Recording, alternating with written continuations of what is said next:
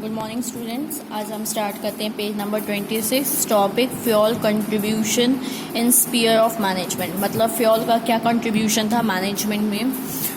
Great management expert Henri Fayol was born on 1841 in France. इनका birth कहाँ हुआ था? फ्रांस में हुआ था 1841 में। He started his life as a engineer. इन्होंने अपनी लाइफ इंजीनियर के तौर पर स्टार्ट की थी। In 1860 he was appointed as an engineer in a coal company। इनको जॉब मिली थी 1860 में, इंजीनियर बने थे कोल कंपनी में। In 1866 he became the manager of that company। और 1866 में इन्हें मैनेजर बना दिया गया था उस कंपनी का। After working for 20 years as a manager, that company was suffering loss। बोला जाता है कि जब 20 साल तक ये वहाँ के मैनेजर थे और कंपनी को क्या हो रहा था, नुकसान होने लगा था। In that condition he was promoted as a general manager. उन्हें क्या बना दिया गया था? जनरल मैनेजर बना दिया गया था।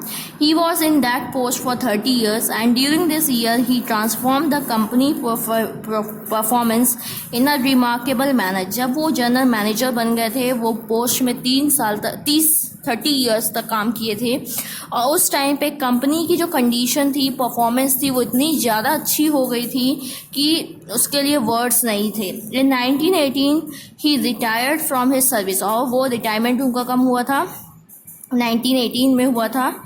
ही डाइड इन 1925 और 1925 में उनकी डेथ हो गई थी।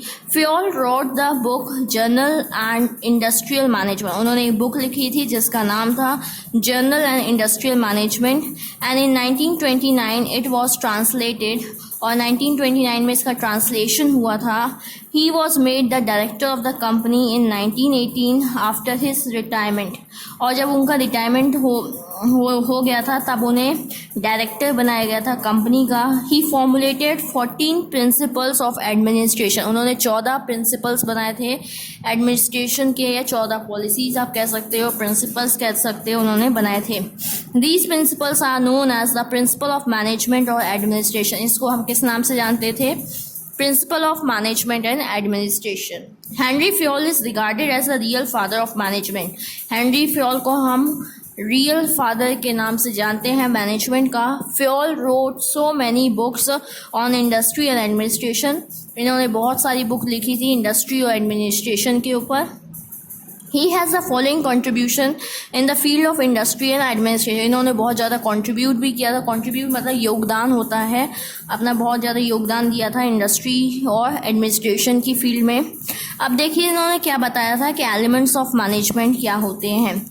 Fuel has mention only 5 functions of management in his book. इन्होंने 5 फंक्शन लिखे थे मैनेजमेंट के अपनी बुक में। पहला इन्होंने बताया था प्लानिंग, दूसरा बताया था ऑर्गेनाइजेशन, तीसरा बताया था कमांडिंग, चौथा बताया था कोऑर्डिनेटिंग एंड फिफ्थ इन्होंने बताया था controlling.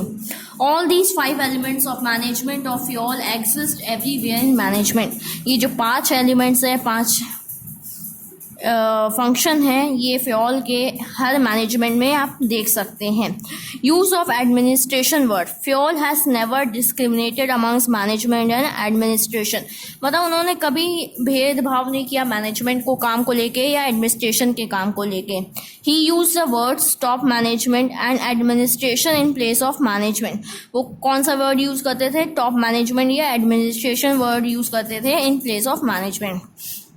Classification of work. Fayol has classified all the work of business in 6 parts. जो फ्यूल थे वो एक ऑफिस के या एक जो ऑर्गेनाइजेशन के काम को 6 पार्ट में डिवाइड किए थे। पहला होता है technical department, work relating to production and manufacturing. जहाँ पे प्रोडक्शन होता है, सामान का बनना होता है, जहाँ पे उसका कन्वर्जन होता है रॉ मटेरियल का, उसे हम कहते हैं टेक्निकल डिपार्टमेंट। फिर होता है commercial department, function related to purchase and sale. जहाँ पे परचेज सेल देखा जाता है उसको हम कमर्शियल डिपार्टमेंट कहते हैं। फिर तीसरा होता है financial state department, function related to receipt and use of fund. मतलब पैसा कहाँ से आएगा, कैसे हम उसको यूज़ करेंगे, हाँ अपने सामान की क्या कॉस्ट रखेंगे, उससे कितना पैसा आ रहा है, ये सब देखना किसका काम होता है? फाइनेंशियल डिपार्टमेंट का होता है।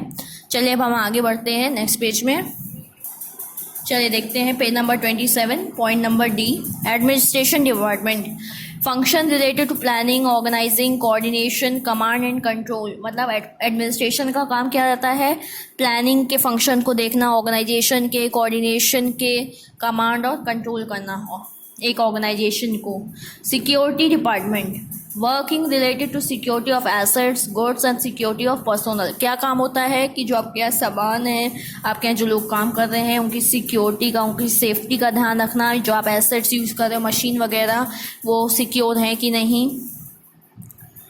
अब देखिए इसमें चौथा पॉइंट दिया है, managerial ability. According to Fayol, manager is the major contribution for the development and management of enterprise. मतलब जो फ्योल थे उनका ये मानना था कि एक जो ऑर्गेनाइजेशन होता है, बिजनेस होता है, इंटरप्राइज होता है, उसमें सबसे ज़्यादा योगदान उसको मतलब मैनेज करने का, उसको डेवलप करने का सबसे ज़्यादा किसका काम होता है, मैनेजर का होता है। So he must have the following qualities. वो बोलते हैं कि मैनेजर में कुछ क्वालिटीज़ होनी चाहिए जिससे वो ऑर्गेनाइजेशन को अच्छी से चला सकता है और डेवलप कर सकता है। पहला दिया है, he must be physically and mentally fit. मतलब उसकी हेल्थ अच्छी होनी चाहिए, वो माइंड से भी अच्छा होना चाहिए, मेंटली और फिजिकली, मतलब बॉडी भी उसकी फिट होनी चाहिए। He must be capable of accepting any responsibility. मतलब कुछ भी रिस्पॉन्सिबिलिटी अगर उसके ऊपर डाली जाती है, वो उसको कर पाने के लिए कैपेबल होना चाहिए। He must be fully educated and have general knowledge. मतलब उसको बहुत ज़्यादा नॉलेज होनी चाहिए। उसको जो आप काम कर रहे हो, जो ऑर्गेनाइजेशन चला रहे हो, उसका बहुत ज़्यादा नॉलेज होना चाहिए कि किस चीज़ को कैसे करना चाहिए। He must have full knowledge of industry and business. वही बोला जा रहा है कि जो बिजनेस आप कर रहे हो, आपको उसका बहुत अच्छा नॉलेज होना चाहिए। He must have knowledge of accounts and commercial laws. मतलब जो रूल्स एंड रेगुलेशन हैं, जो हमारी कंट्री के लॉज हैं, अकाउंट्स को कैसे मेंटेन करना है, वो सबका ही प्रॉपर नॉलेज होना चाहिए। फिर देखिए इसमें दिया हुआ है training. As manager don't have managerial ability by birth. बोला जा रहा है कि जो मैनेजर होते हैं वो बचपन से, मतलब उनके अंदर ये बर्थ से सीखे नहीं होते ये सब। उनको एक टाइम टू टाइम क्या दिया जाता है, ट्रेनिंग दिया जाता है। अकॉर्डिंग टू मतलब आपके इन्वायरमेंट के हिसाब से ट्रेनिंग दी जाती है, उनके अंदर चेंजेस लाया जाता है। Proper training should be imparted. उनको बहुत अच्छी से ट्रेनिंग मिलनी चाहिए। फिर ये हुआ span of control. Fayol assumes that for the proper control the number of subordinates should not be maximum, but what will be the number of subordinates under an office is dependent upon the nature of work। मतलब subordinate का मतलब होता है काम करने वाले। तो बोला कि ज़्यादा नंबर ऑफ लोग भी नहीं होने चाहिए, ज़्यादा नंबर ऑफ एम्प्लॉयज़ और सबॉर्डिनेट्स नहीं होना चाहिए। जिस हिसाब से आपका काम है, वर्क है, उस हिसाब से उतने लोग होने चाहिए काम करने के लिए। In normal condition the number of subordinate should be 4 or 5। कितने लोग होने चाहिए, 4 से 5 होने चाहिए। अब देखिए 6 पॉइंट बोला है, मेन राइटिंग्स ऑफ फ्योल। ये उनकी कुछ राइटिंग्स है, मतलब उन्होंने कुछ लिखा था। जर्नल एंड इंडस्ट्रियल मैनेजमेंट लिखा था 1916 में। Administration industrial act journal 1925। Law doctrine administrative डेंस इटल 1923। अब यहाँ से हम पढ़ेंगे इनके प्रिंसिपल्स जो कि बहुत इंपॉर्टेंट है। Fayol's principle of administration and management. Fayol has mention 14 principles in his book. इन्होंने 14 प्रिंसिपल लिखे थे। Journal and industrial management, as he has accepted administration and management as being synonymous, we can say it as a principle of management. These principles are as follows। मतलब उन्होंने एक तरीके से management और administration को synonyms, मतलब एक दूसरे से रिलेटेड बताया था। चलिए हम देखते हैं पहला point, principle of division of work. इसका मतलब ये होता है कि जो आप मानिए आपको ऑर्गेनाइजेशन में एक बहुत बड़ा टास्क मिला है कि आपको 100 प्रोडक्ट बनाने हैं और इसी मंथ के अंदर देने हैं। तो ये है कि आप सभी, मतलब एक ही पर्सन तो पूरा 100 काम को करेगा नहीं, 100 सामान तो बनाएगा नहीं। डिवीजन ऑफ वर्क का मतलब होता है काम को छोटे छोटे पार्ट में डिवाइड करिए और जो पर्सन जिसमें अच्छा हो, जो क्वालिटीज़ उसके अंदर अच्छी हो, जो काम वो अच्छी से कर सकता है टाइम के अंदर विदाउट रिसोर्स वेस्ट करे, उसे हम वो काम दे देते हैं जिससे हमारा काम समय पे भी हो जाए और अच्छी से भी हो जाए। तो उससे कहते हैं हम डिवीजन ऑफ वर्क। मतलब काम को छोटे छोटे पार्ट में डिवाइड करना जिससे कि वो टाइम के अंदर पूरा हो जाए। देखिए, the object of division of work is to derive benefits from specialisation. Specialisation मतलब हम ऐसे लोगों को काम दें जिनको वो चीज़ आती हो, वो अपनी अच्छी स्किल यूज़ करें और वो बहुत अच्छा सामान बने।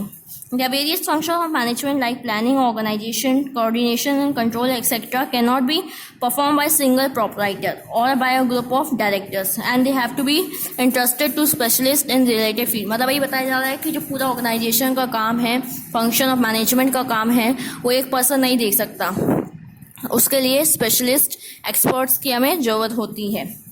देखिए अब इसमें दिया हुआ है सेकंड वाला principle of authority and responsibility. Authority का मतलब होता है कि हम किसी को कुछ पावर दें और रिस्पॉन्सिबिलिटी का मतलब होता है काम देना। तो आप जब तक कुछ पावर नहीं दोगे, वो कुछ अपना डिसीजन नहीं ले पाएगा तो काम कैसे करेगा। जो आप रिस्पॉन्सिबिलिटी दे रहे हो फ्रीली होके काम नहीं कर पाएगा। लेकिन दोनों में बैलेंस होना चाहिए, अथॉरिटी और रिस्पॉन्सिबिलिटी। ये नहीं हो कि आप बहुत ज़्यादा पावर दे रही हो और काम कुछ ना हो, और ये भी ना हो काम बहुत ज़्यादा दे रही हो और पावर उसके हाथ में कुछ ना हो। As management consists of getting the work done through others, it implies that managers should have the right to give orders and the power to exact obedience। मतलब वही बताया गया है कि इसमें मैनेजमेंट का काम क्या होता है, किसी और से काम कराना, लेकिन manager should have the right to give orders and power to exact obedience. मतलब किसी को कुछ पावर भी देना पड़ता है। Thus manager gives order to his subordinates to perform the job as per his direction. Manager क्या करता है, जो उसके नीचे सबॉर्डिनेट्स होते हैं, वर्कर्स होते हैं, उन्हें काम बताता है और डायरेक्शन बताता है कि उसको कैसे करना है। मैनेजर में एक्सरसाइज ऑफिशियल अथॉरिटी। मैनेजर जो होता है उसके पास पावर होती है एंड हैव पर्सनल अथॉरिटी, मतलब रिस्पॉन्सिबिलिटी अथॉरिटी दोनों होता है। An individual to whom authority is given to exercise power must also be prepared to bear responsibility to perform the power। मतलब ये बोला है जिसके पास अथॉरिटी पावर होती है उसके ऊपर कुछ रिस्पॉन्सिबिलिटी, कुछ काम का प्रेशर भी होता है जो उसे परफॉर्म करना पड़ता है। Principle of discipline. डिसिप्लिन का मतलब ये होता है कि एक ऑर्गेनाइजेशन के अपने कुछ रूल्स एंड रेगुलेशन होते हैं, डिसिप्लिन होते हैं कि आपको सामान जहाँ से आप उठा रहे हो उसको वहीं रखो। ये नहीं कि आप कहीं भी रख दिए फिर दूसरा इंसान उसे ढूंढ के परेशान हो रहा है। प्रॉपर टाइमिंग होती है कि आपको इतने बजे आना है, इतने बजे जाना है। Discipline is absolutely essential for the smooth running of the business. कोई भी ऑर्गेनाइजेशन हो, हर जगह एक प्रॉपर डिसिप्लिन होना ज़रूरी होता है उसको अच्छी से चलाने के लिए। By discipline we mean the obedience to authority, observation of rules of the service and norms of performance, respect for agreements, sincere efforts for completing the given job, respect to the superiors. मतलब ये बोला है कि discipline का मतलब होता है जो काम आपको दिया जा रहा है उसको आप समय से करके दो, अपने ऊपर जो आपके हेड हैं उनकी रिस्पेक्ट करो, और आप जो टाइम वाइम बनाया गया, रूल्स बनाया गया उसके आप प्रॉपर फॉलो करो। चौथा दिया हुआ है principles of unity of command. इसका मतलब ये होता है कि एक पर्सन से अगर किसी को कमांड मिले, इंस्ट्रक्शन मिले, तो वो पर्सन एक ही का सुन के अच्छी से काम करेगा। लेकिन 2-3 बॉस हों, सब एक ही टाइम पे एक अलग अलग काम बता रहे हैं, तो वो दूसरा जो पर्सन होगा वो क्या हो जाएगा, कंफ्यूज हो जाएगा और समझ में नहीं आएगा कि किसका काम पहले करें। इसलिए यूनिटी ऑफ कमांड एक होना चाहिए जिससे हमारा ऑर्गेनाइजेशन का गोल अचीव हो सके। This principle requires that employees should receive order from one superior only for any action और एक्टिविटी। वही बताया गया कि एक ही पर्सन से उसको ऑर्डर मिलना चाहिए किसी काम को करने के लिए। It means worker in a department are required to be accountable to one superior for complying with orders for performing a job. इससे क्या होगा कि हम जैसे उसको बोल सकते हैं कि हमने आपको ये काम बोला था, आपने ये क्यों नहीं किया है, तो वो उसके लिए आंसर बोलेगा। मानो 3-4 बॉस कुछ काम बता दिए तो वो बोलेगा मैं किसका करूँ, और वो काम भी ना करेगा और बहाना करेगा कि उन्होंने भी काम दे दिया था, मैं कर नहीं पाया। Multiplicity of command leads to misunderstanding and confusion in the price. वही बोला बहुत सारे लोग कमांड देंगे तो उसको भी कन्फ्यूजन हो जाएगी और फिर ऐसा लगेगा कि अरे देखो उसका काम कर दिया, मेरा काम नहीं किया, तो मतलब एक तरीके का कॉन्फ्लिक्ट, लड़ाई होने की भी पॉसिबिलिटी रहेगी। फिर आता है principle of unity of direction. इसका मतलब ये होता है कि डायरेक्शन मतलब सब, आप जानते हैं कि एक ऑर्गेनाइजेशन का ऑब्जेक्टिव क्या होता है, कुछ ऑब्जेक्टिव होता है, कुछ गोल होता है जो उसको अचीव करने के लिए वो मेहनत करते हैं। तो इसलिए बोला गया यूनिटी ऑफ डायरेक्शन। सभी का मतलब डायरेक्शन एक ही होना चाहिए जो ऑर्गेनाइजेशन का गोल है उसे अचीव करने के लिए। It means that there should be one head, one plan for a group of activities having the same objective. वही बताया जा रहा है कि एक हेड होना चाहिए और एक प्लान होना चाहिए ऑर्गेनाइजेशन का, जिससे जो भी आप ग्रुप एफर्ट्स डाल रहे हो वो क्या हो, एक ऑब्जेक्टिव को अचीव करने के लिए हो। While unity of command is concern, अब नेक्स्ट पेज में आते हैं। Where the functioning of personal unity of direction is concerned with the functioning of the body corporate, the department and the sub department comprising the business का, इसमें यही बताया गया है कि सभी को एक ही डायरेक्शन देना चाहिए, सबका मोटिव एक ही होना चाहिए। फिर देखिए इसमें दिया हुआ 6 पॉइंट में principle of priority to common interest. In a business concern, the interest of the one employee or group of employees should not prevail over the common interest or should not block the fulfillment of general goals of the business concern। इसमें ये बोला जा रहा है कि किसी एक का इंटरेस्ट या उसका जो मोटिव है वो कम उसको इम्पोर्टेंस दे के एक ऑर्गेनाइजेशन के गोल को ज़्यादा इम्पोर्टेंस देना चाहिए। Is in this, if there is a disagreement between the two superiors on any matter, the management should reconcile the difference so as to conduct the overall operation of the enterprise smoothly। वही बताया गया है कि अगर दो superior हैं, उनके अलग अलग मोटिव हैं और वो चाहते हैं कि हमारा मोटिव सबसे पहले पूरा हो, तो उससे क्या होगा, लड़ाइयाँ होंगी और हमारा जो मेन ऑब्जेक्टिव है गोल का ऑर्गेनाइजेशन का वो अचीव नहीं हो पाएगा। फिर देखिए दिया हुआ है principle of remuneration of personnel. इसमें ये बताया गया है the remuneration that is paid to the personnel should be fair as far as possible, effort satisfaction both to the personnel and firm. मतलब ये बताया जा रहा है कि जो आप भी पेमेंट करते हो, जो आपके एम्प्लॉयज़ काम करते हैं उनको फेयर करना चाहिए, मतलब इक्वल करना चाहिए और वो उनको सेटिस्फाई करके करना चाहिए। Employees are paid decent wages और salary will have a high morale and the efficiency will be high. मतलब अगर वो खुश रहेंगे, वो अगर सेटिस्फाई रहेंगे तो वो बहुत अच्छा काम करेंगे और बहुत समय के अंदर काम करेंगे और सामान भी ज़्यादा वेस्ट नहीं करेंगे। फिर आता है 8th principle, principle of centralisation. If the subordinates are given more role and importance in the management and organisation in the firm, it is decentralization, whereas if they are given less role and importance, it is centralization। मतलब इसमें क्या बोला गया है कि अगर subordinates को ज़्यादा इंपॉर्टेंस या रोल दी जाती है मैनेजमेंट में, ऑर्गेनाइजेशन में, तो वो उसको हम डिसेंट्रलाइजेशन कहते हैं। मतलब अगर हम बहुत ज़्यादा ही मतलब उनकी बात सुनने लगे और इनको इम्पोर्टेंस देने लगे, और अगर हम लेस करते हैं तो सेंट्रलाइजेशन का मतलब एक जगह पावर है, एक जगह कंट्रोल है। Management has to decide the degree of centralisation and decentralisation of deceive authority on the basis of the nature circumstances. मतलब बोला है कि जो ऑर्गेनाइजेशन का हेड होता है उसे देखना चाहिए कि आपको किसको कितनी पावर देनी है, आपको इन्वायरमेंट मतलब अपने इन्वायरमेंट और नेचर के हिसाब से। Principle of scalar chain. Principle of scalar chain का मतलब होता है जो कमांड्स होते हैं वो यहाँ से मतलब टॉप वाला पर्सन मिडिल वाला को देगा, मिडिल वाला ऐसे करके नीचे आते हैं और इनको जो प्रॉब्लम होती है तो ये एक एक करके अपने हेड तक पहुँचाते हैं।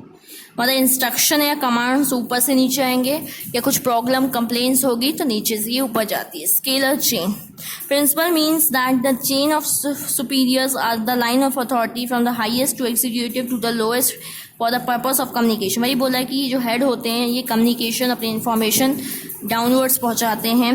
It state the superior subordinate relationship and responsibility of superior in relation to subordinate at various levels. According to this principle order of communication should pass from the proper channel of authority along the scalar chain. इसमें यही बताया जा रहा है कि proper chain, proper level follow करना चाहिए अपनी इन्फॉर्मेशन को पास करने के लिए। But in case there is need for swift action, the principle of scalar chain may be reconciled with due respect for the line authority by making direct contact with the concerned authority instead of proper channel। कभी कभी क्या होता है, हमें कुछ emergency में किसी को इन्फॉर्मेशन देनी होती है, कुछ ऐसा काम पड़ जाता है तो हम सीधे उस पर्सन को भी इन्फॉर्मेशन दे सकते हैं। तब क्या होता है उस केस में स्केलर चेन फॉलो नहीं की जाती। This diagram consist of double ladders. We find a literacy of authority from A to E and A to P.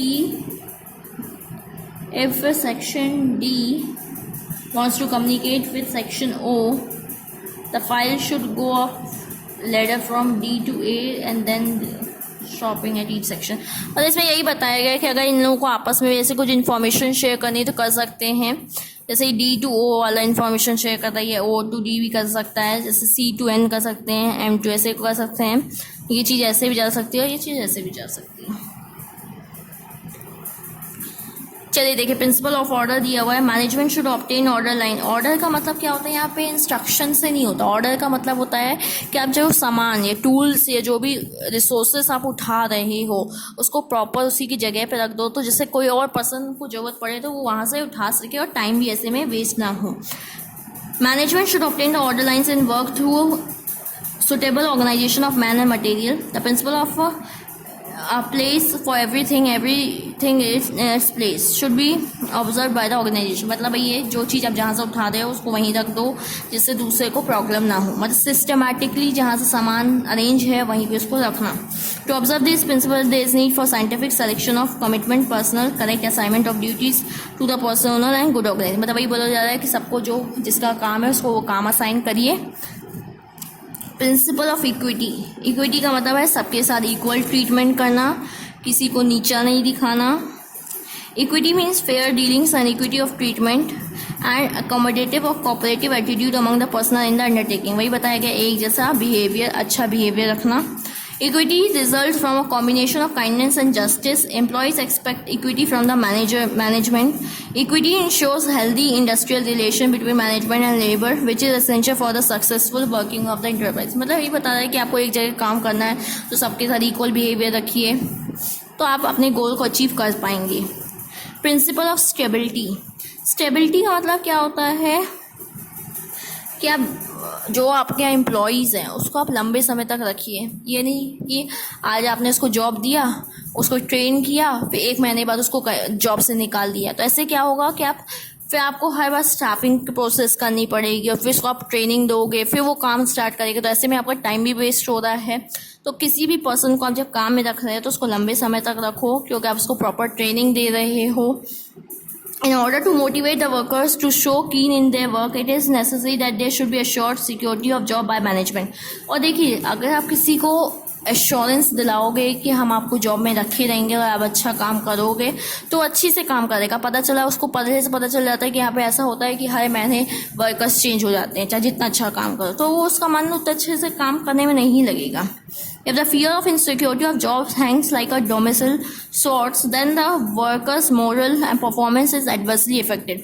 और उसको ये रहेगा कि हम जॉब इनसिक्योर है, उसको एश्योरेंस नहीं है, तो अच्छी से काम नहीं कर पाएगा। उसको हमेशा यही डर लगेगा कि आज हमें जॉब से निकाला जा रहा है। Further, this may result in large percentage of labor turnover, and the management must ensure stability of turnover of personnel. वही बताया गया है कि आप जो एम्प्लॉयज रखते हो उसको लंबे समय तक रखिए। फिर आता है principle of initiative and esprit de corps. Initiative means freedom to think and execute a plan, मतलब सबको एक फ्रीडम देनी चाहिए, वो अपने प्लान्स बता सकें। The zeal and energy of employees are augmented by initiative. Innovation arises due to technical advancement and possible only where employees are encouraged to take initiative. Initiative का मतलब क्या होता है, आप employees को चांस दीजिए। अगर उनके मन में कुछ अच्छा चल रहा है, कोई आइडिया है या टेक्नोलॉजी है वो बेटर यूज़ करना जानते हैं, तो उनको आप चांस दीजिए तो वो आपके साथ अपने प्लान्स शेयर कर सके, इनोवेशन ला सके। Since union is strength, the management should create team spirit among the employees. Union is strength, मतलब एक साथ रहेंगे तो क्या रहता है, स्ट्रेंथ रहती है, पावर रहती है। तो वही टीम स्पिरिट, टीम बनाइए और काम दीजिए। Only when all the personnel pull together as a team there is a scope for realising the objective of the concern. वही बोला गया है कि अगर इकट्ठे काम करेंगे तो अपन गोल को अचीव कर पाएंगे। The management should not follow the policy of divide and rule. Divide and rule मतलब तोड़ने वाला काम नहीं करना चाहिए। It should strive to maintain unity among staff, एक तरीके से यूनिटी होनी चाहिए, टीम वर्क होना चाहिए। Principle of coordination of management. Henri Fayol included coordination as one of the element of management. Every management function represents one exercise of management. Coordination is unifying the action of a group of people for some common purpose. The ordinary arrangement of group efforts to provide unity of action in the pursuit of common purpose. मतलब ये बताया गया coordination होना चाहिए सबके बीच में। अगर coordination नहीं होगा तो हम टीम एफर्ट्स को अपने गोल तक नहीं ले जा पाएंगे। All assumes that whatever be the size of enterprise, चाहे बड़ा हो चाहे छोटा enterprise हो, if these 14 principles are followed, then enterprise will be in the path of progress in the short run. इसमें यही बताया गया है कि या कई प्रिंसिपल्स को फॉलो करते हो तो हम अपने प्रोसेस में या प्रोग्रेस हो सकेंगे। These principles can be implemented in personal and social life apart from business। ये आपके पर्सनल और सोशल लाइफ में भी आप इम्प्लीमेंट कर सकते हो। He opened only administrative study center in Paris। इन्होंने एडमिनिस्ट्रेटिव स्टडी सेंटर भी खोला था पेरिस में। Few principle though came under criticism and being implemented in any organization with some modification can safely conducted that these principles are in vigor even today। मतलब वही बताया गया कि प्रिंसिपल्स को आप अपने बिजनेस में भी यूज़ कर सकते हो, अपनी लाइफ में, पर्सनल लाइफ में भी यूज़ कर सकते हो। तो ये थे principle of management by Fayol. Thank you.